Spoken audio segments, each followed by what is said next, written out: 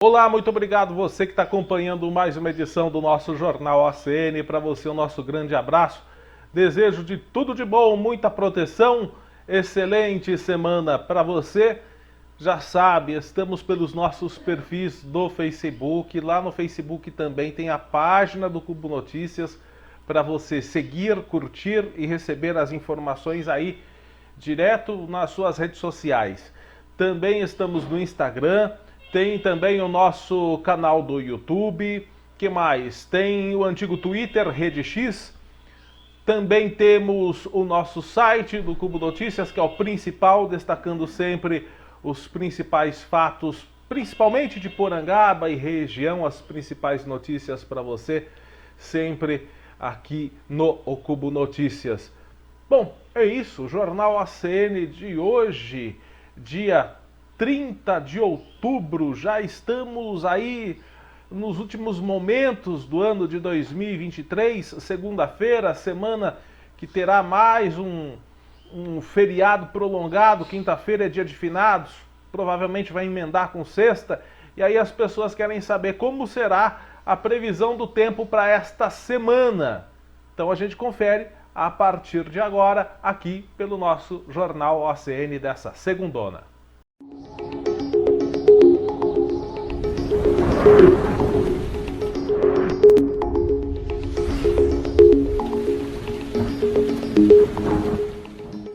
Pois bem, pessoal, previsão do tempo para esta semana. Hoje, segunda-feira, final de manhã de segunda, já fazendo um calor mormaço, tempo nublado, mas mesmo assim tá um tempo abafado, né? E essa previsão deve continuar nos próximos dias. Tem previsão de pancadas de chuva. Hoje já tivemos garoinha forte, garoinha fraca. Garoa forte é chuva, né, gente? Garoa fraca no período da manhã. E vai ser assim durante a semana, conforme a gente confere aí, ó. Previsão para terça-feira, dia 31. Mês de outubro termina com sol e muitas nuvens durante o dia. O sol vai aparecer de vez em quando, mas predomina aí o tempo nublado. E chuva a qualquer hora, como nesta segunda-feira, deve intercalar com momentos de chuva moderada e também garoa. Vai fazer um calor, sim, na terça-feira, porque teremos a máxima de 28 graus, a gente já sente calor com essa temperatura, 28 graus, mínima de 20. Na quarta-feira, a tendência de chuva diminui, mas não some não, viu? Quarta-feira, dia 1º, sol com pancadas de chuva, principalmente de manhã. São aquelas garoas que chegam na parte da manhã. Muitas nuvens à tarde, só à noite é que o tempo vai ficar firme no primeiro dia de novembro. Teremos uma temperatura um pouco mais amena, 27 graus de máxima, 19 de mínima. Quinta-feira, a chuva volta um pouquinho mais, né? Com um pouco mais de frequência, mas também nada muito exagerado, né? Sol com muitas nuvens, pancadas de chuva à tarde e à noite, temperatura ainda com sensação de abafamento, 29 graus de máxima, mínima de 18. Assim deve ser o feriado, dia de finados, sol com muitas nuvens e as pancadas se concentrando à tarde e à noite. Já na sexta-feira, que com certeza o pessoal vai emendar na sexta-feira, né? Tem calor, tem sol, mas tem chuva também. O sol aparece e, olha, principalmente à tarde e à noite, a chuva deve ter mais volume do que nos dias anteriores, viu? Na sexta-feira, o sol aparece com muitas nuvens. Durante a manhã, o tempo vai fechando, as pancadas de chuva serão um pouco mais fortes à tarde e à noite. Teremos um volume mais elevado aí de chuva na sexta-feira. Vai fazer calor de 30 graus na máxima, 20 na mínima, ok? Então essa é a previsão do tempo para esta semana aqui na cidade de Porangaba e também municípios vizinhos. Semana esta que, como eu disse, terá um feriado na quinta-feira, que é o dia de finados. Provavelmente vai emendar e teremos mais um final de semana prolongado. Eita, país para ter feriado, né? Como tem feriado. Bom, gente, acidente fatal na rodovia Anhanguera, no município de Leme. Tivemos um final de semana no estado de São Paulo cheio de muitos acidentes, né? As estradas paulistas evidenciando todo o seu perigo e esperando das autoridades providências para melhorar a situação nas estradas paulistas, em sinalização, em redutores de velocidade, esperando do governo federal também que endureça mais o Código de Trânsito, que não dá, né? O Código Brasileiro de Trânsito, o novo código, que não é tão novo assim, já é lá de 98 e teve algumas alterações no decorrer dos últimos anos, precisa já ser reformulado, porque o pessoal não está respeitando não, gente. Olha, esse acidente aí, imagem feia, hein? Esse caminhão ficou com a frente completamente destruída. Acidente que aconteceu na Anhanguera, em Leme. Foi na madrugada de ontem, domingo. Segundo a Polícia Militar, o acidente envolvendo 2 caminhões aconteceu no quilômetro 193 mais 300. Foi por volta da 00h42. O condutor de um dos caminhões, que estava transitando sentido Leme, relatou que estava passando pela rodovia, estava dirigindo seu caminhão, quando sentiu uma batida na traseira do caminhão dele. Ele viu que outra carreta havia colidido na traseira do caminhão dele. A causa ainda é desconhecida. Bom, né? Quando vem assim com tudo e bate na traseira de outro caminhão, é excesso de velocidade. Se é trecho de descida, a gente aí não sabe. Mas se é trecho de descida, pode ter perdido o freio, ou pode ter dormido, enfim. As causas estão sendo investigadas. O condutor da carreta que bateu na traseira sofreu ferimentos graves, ficou preso às ferragens, os bombeiros fizeram o resgate, ele foi levado para o hospital de Leme, mas infelizmente não resistiu. A identidade dele não foi divulgada, o acostamento da via foi interditado para remoção dos veículos. E a causa vai ser investigada porque, né, muita coisa pode ter ocorrido, mas os principais fatos, né, os principais motivos podem ser esse: excesso de velocidade, ou falta de freio, ou dormiu ao volante, e também não se descarta, né, ingestão de bebida alcoólica, enfim, pode ser muitos motivos, mas os principais geralmente são esses, infelizmente. Daqui a pouco a gente fala de mais acidentes que aconteceram nas rodovias paulistas, 2 aqui pertinho da gente, um na cidade de Iguareí e aquele acidente que a gente já falou que aconteceu aqui na cidade de Porangaba, a gente vai comentar sobre ele também. Por hora, vamos para mais perto aqui, agora na cidade de Tatuí, mas falando de outra coisa. Um problema que está sendo recorrente na nossa região e já houve, inclusive, no período de 1 ano aqui na cidade de Porangaba, 6 registros aqui na cidade de Porangaba, de acordo com o Ministério do Trabalho e Emprego, foram 6 registros em Porangaba em 1 ano de trabalho análogo à escravidão, que é aquele tipo de trabalho onde o funcionário é colocado em situação degradante de trabalho. Mas em Tatuí, teve uma ocorrência grave. Os fiscais do Ministério do Trabalho e Emprego, o MTE de Sorocaba, interditaram uma fazenda sexta-feira, onde o proprietário já havia sido autuado após uma denúncia que os trabalhadores estavam em condições precárias e não cumpriu o prazo para regularização do local. Segundo, é aquele negócio, é a certeza da impunidade, né? Aí dá nisso. Segundo o Ministério do Trabalho e Emprego, a fazenda de plantação de cana-de-açúcar precisava ter ao menos 10 banheiros químicos e alojamentos para os trabalhadores, além de um local adequado aí para os trabalhadores fazerem as refeições deles, porque eles não faziam em local adequado, faziam ali no meio do canavial mesmo. Ainda de acordo com a pasta, vai ser protocolado agora um comunicado junto ao Ministério do Trabalho, que deverá instaurar um inquérito para apurar o caso. Uma usina que também fica em Tatuí foi interditada pelo mesmo motivo e outra em Boituva, que está sendo investigada. Segundo apurado pela reportagem do G1, ao menos 90 trabalhadores rurais que trabalham na propriedade foram encontrados alojados em situações irregulares. De acordo com o MTE, a alimentação oferecida aos trabalhadores é inadequada, não há equipamentos de segurança e as condições de trabalho são bem precárias.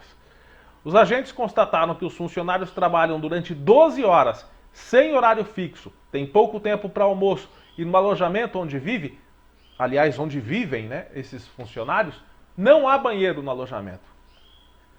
Os trabalhadores também informaram que o pagamento é feito considerado a quantidade de cana cortada, né? Eles disseram assim, a gente recebe conforme a gente corta a cana. Aí é feita a pesagem da cana e conforme a quantidade, o peso, é que a gente recebe. Mas só que esses trabalhadores, eles não assistem essa pesagem.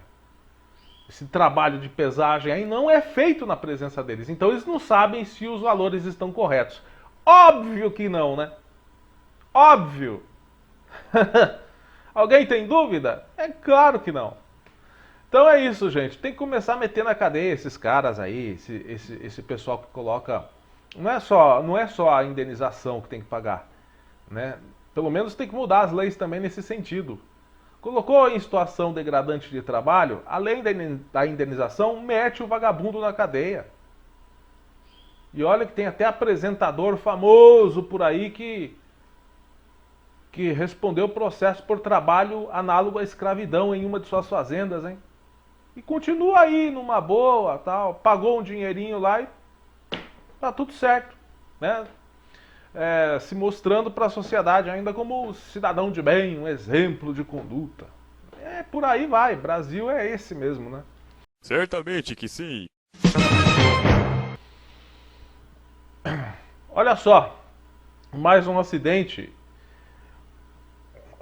Olha só o perigo de você transitar nas estradas em dias de chuvas fortes, de temporais, né? Nós tivemos aí, como nós mostramos na edição passada do Jornal ACN, até o último final de semana, a Defesa Civil do Estado de São Paulo emitiu estado de alerta para as regiões aqui, para as nossas regiões, região de Itapetininga, Sorocaba, Bauru, e a gente aqui de Porangaba fica exatamente entre essas três regiões, né? E em muitas localidades a chuva veio forte, conforme relatou a Defesa Civil. E a gente vê este caminhão aí, que tá tombado aí na rodovia Francisco Alves Negrão. Sabe por que esse caminhão tombou? Esse acidente aconteceu na madrugada de domingo em Itapeva, na Francisco Alves Negrão, a SP-258, depois que o motorista perdeu o controle de direção. Ele estava dirigindo o seu veículo pela rodovia quando recebeu uma rajada de vento muito forte. Essa rajada de vento quebrou o vidro dianteiro do caminhão e o motorista, ali com aquela situação, perdeu o controle do veículo e tombou na altura do quilômetro 298. Apesar dos estragos, o motorista não teve ferimentos. Ainda conforme a polícia, o caminhão foi retirado da pista sem afetar o tráfego no local.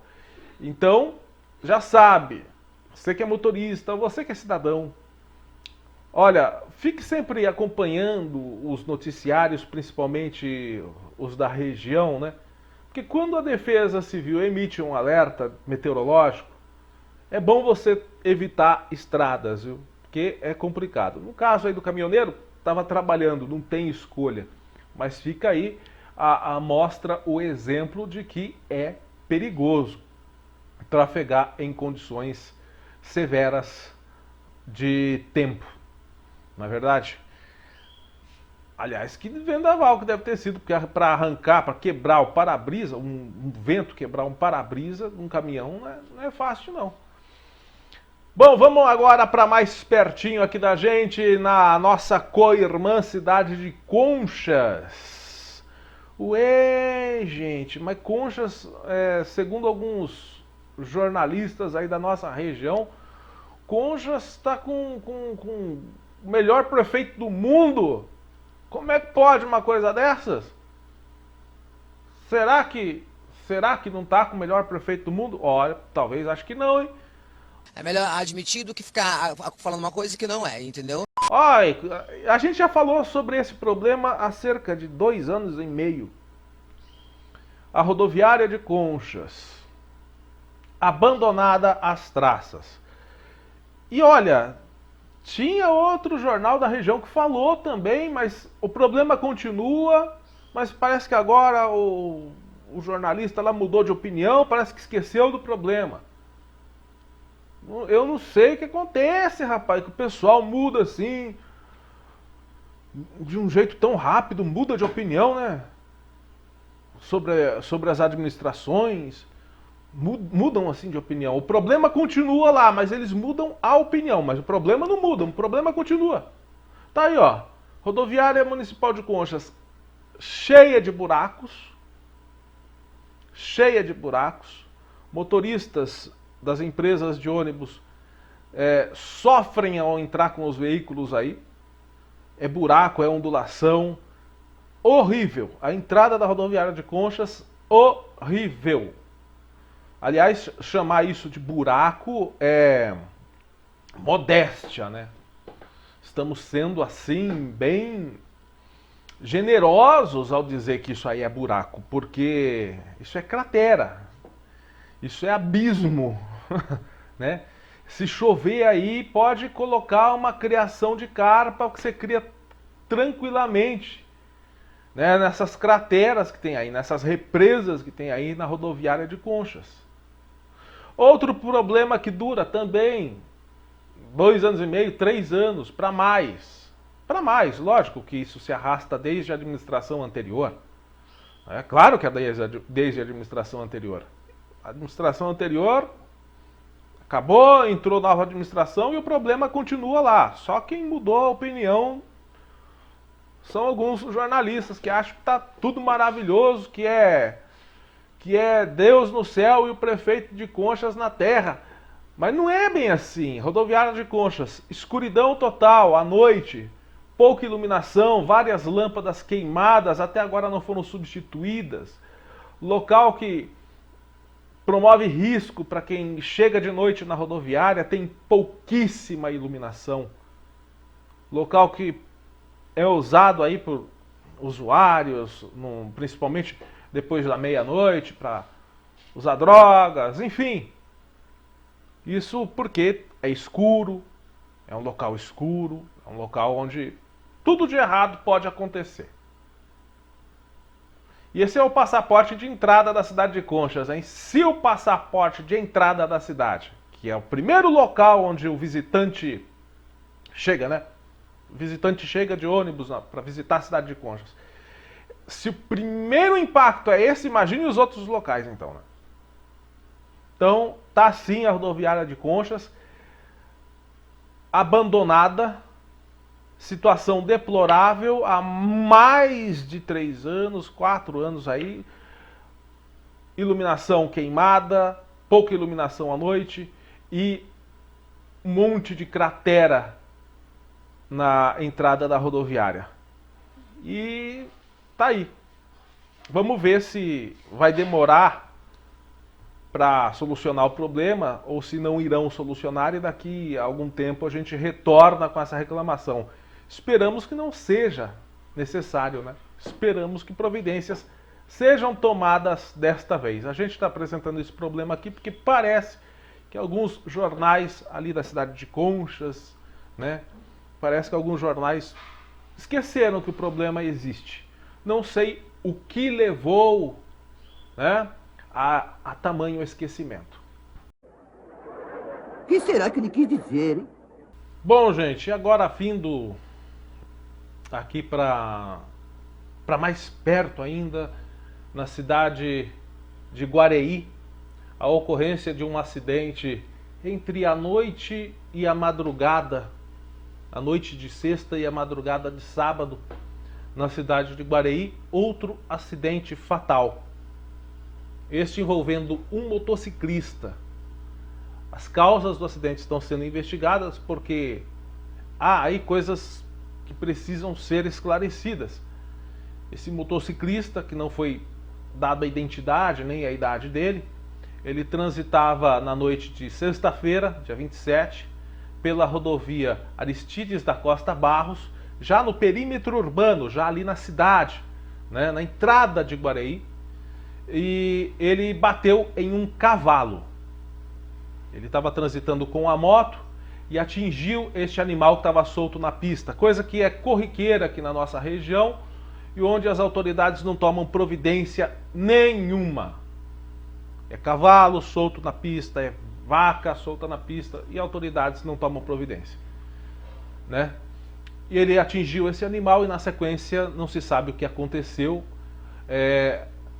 As equipes do DR, Polícia Rodoviária, estiveram no local e constataram que na pista, ali na rodovia Aristides da Costa Barros, no trecho do acidente, tinha marcas de que o motociclista teria sido arrastado, levando-o a óbito no local. Ele morreu no momento do acidente, ele sequer chegou a ser socorrido.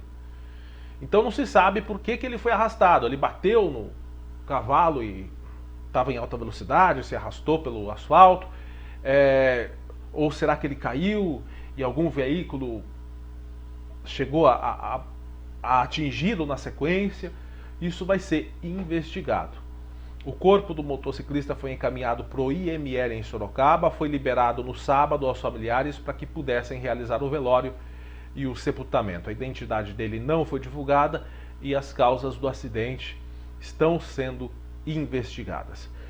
E momentos depois, porque isso foi no final da noite para o começo da madrugada de sexta-feira, momentos depois, outro acidente que aconteceu em rodovias aqui da nossa região. Agora a gente fala aqui de Porangaba, né? Inclusive foi a mesma equipe que nós recebemos a informação, a mesma equipe do DR que atendeu essa ocorrência lá de Guareí. Logo pelo começo da manhã, teve que atender este acidente que eu estive no local e, na minha opinião, foi um dos... Olha, vários acidentes graves, fatais, nós já estivemos no local fazendo cobertura, mas esse aí tinha assim uma imagem... O local do acidente, o cenário do acidente, realmente um dos mais trágicos que eu já presenciei.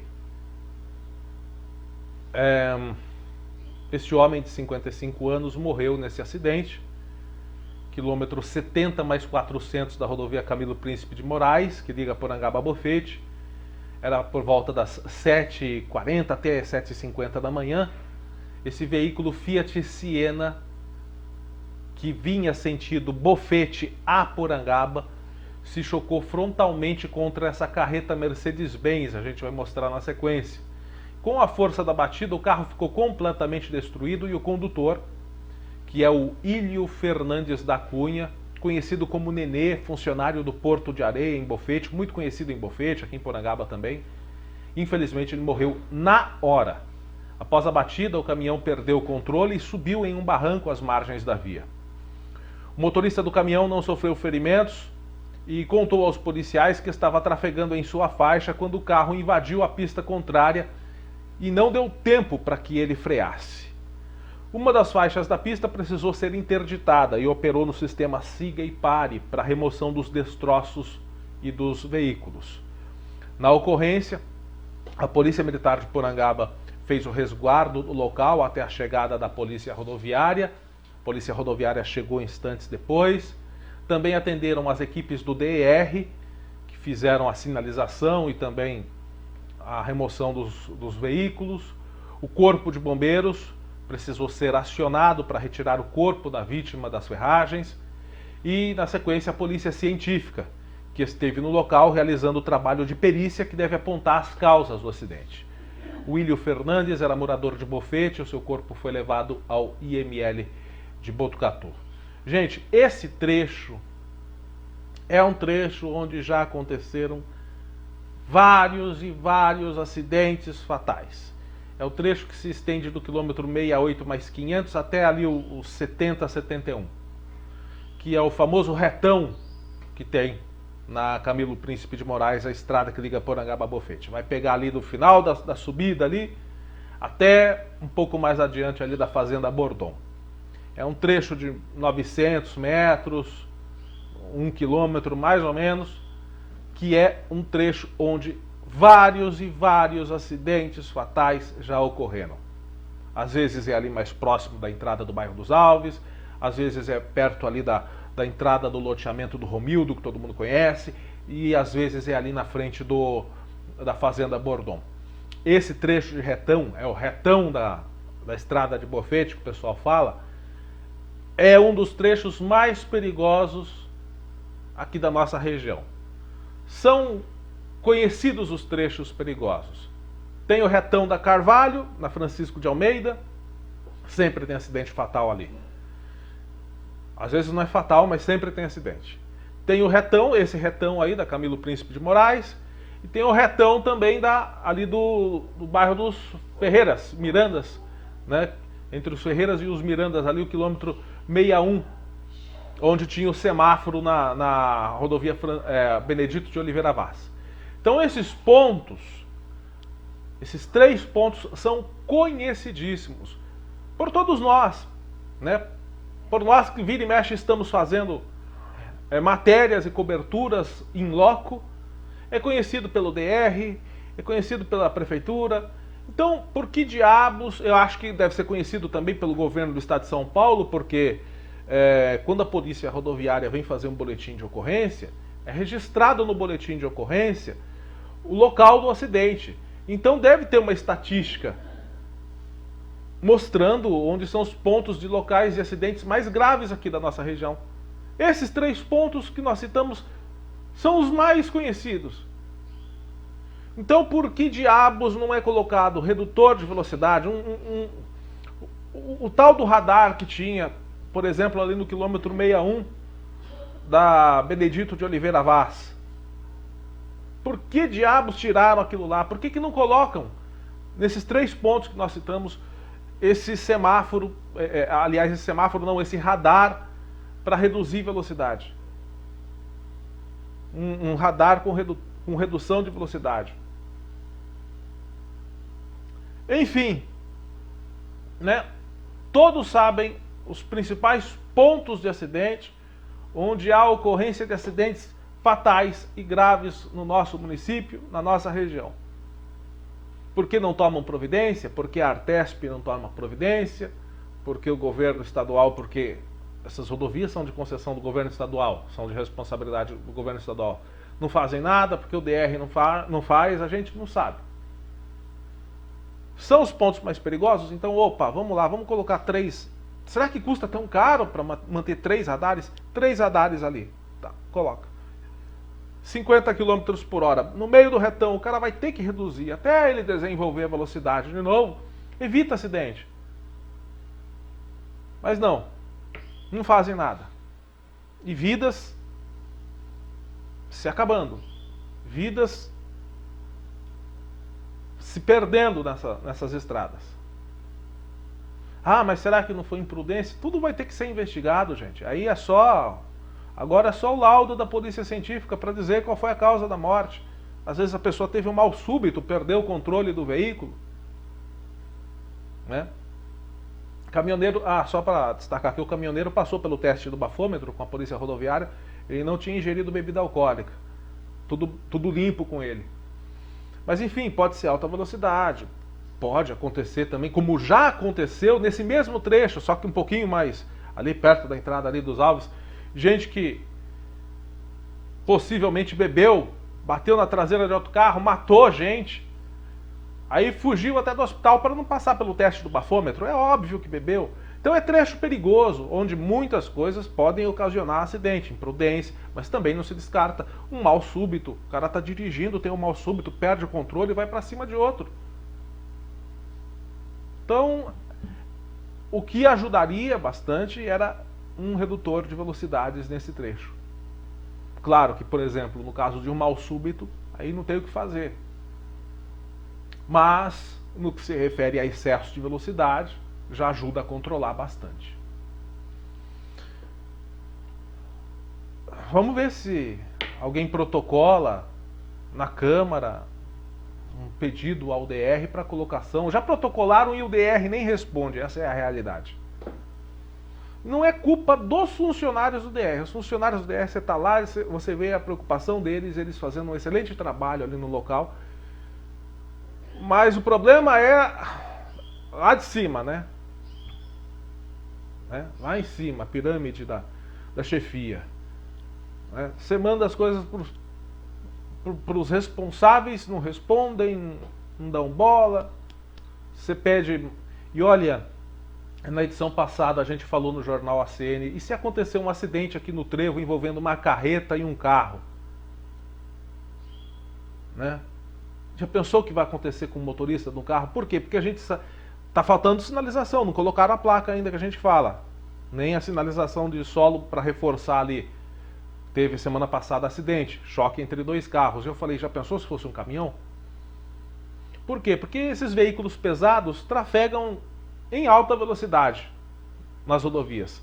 Alguns entram na rotatória aqui como se não houvesse rotatória. Né? Eles pegam, pá, faz o L ali, do jeito que eles vêm, eles vão. Não reduzem. Então a gente fala, tem que ter sinalização. E quando a gente fala, quando a gente cita essas hipóteses, tá aí, ó. A gente falou semana passada. Já pensou se acontece se um caminhão vem em alta velocidade no trevo e acerta um carro? Não foi exatamente isso que aconteceu. Mas aconteceu acidente envolvendo veículo pesado em rodovia aqui da nossa cidade, na Camilo Príncipe de Moraes. Né? Quando a gente fala, é para evitar que essas cenas chocantes se repitam nas nossas rodovias. E que famílias chorem a perda de um ente querido. Falando em nada a ser feito, agora vamos para a prefeitura aqui de Porangaba, né? Colocar essas imagens aí que nós mostramos há mais de 2 meses, 2 meses e pouquinho, que nós mostramos essas imagens aí, ó.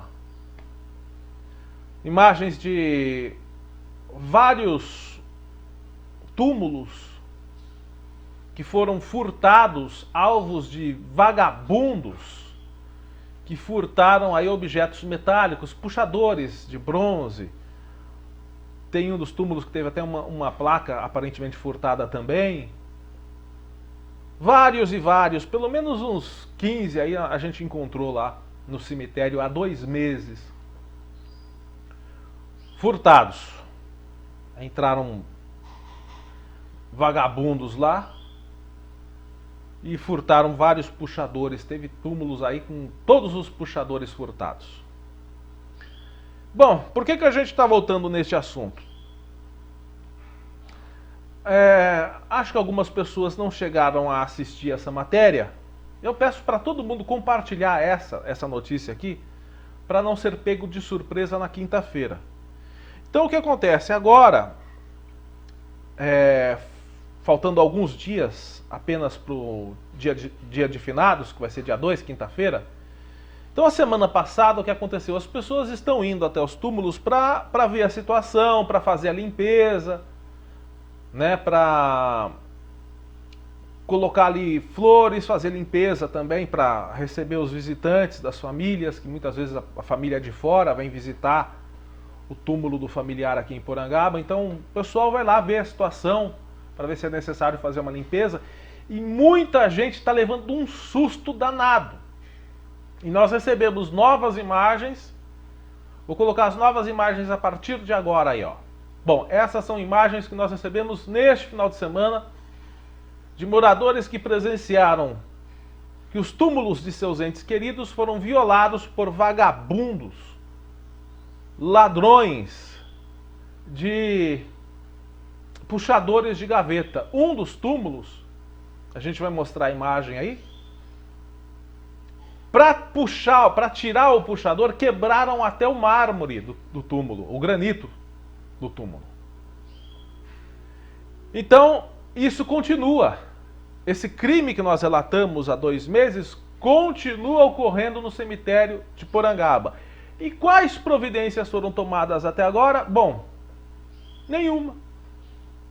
O cemitério continua sem câmera de monitoramento. Até fazer um muro maior vai demorar quanto tempo? Não tem monitoramento, não tem segurança. Não foi colocado segurança, não foi colocado câmera de monitoramento e os furtos continuam. E dezenas de famílias irão se assustar ao chegarem lá no dia de finados e presenciarem que o túmulo de seus entes queridos foi violado por bandidos. E quando nós falamos assim há 2 meses, nós esperávamos que até agora a prefeitura recolocasse pelo menos isso, porque o cemitério pertence à prefeitura.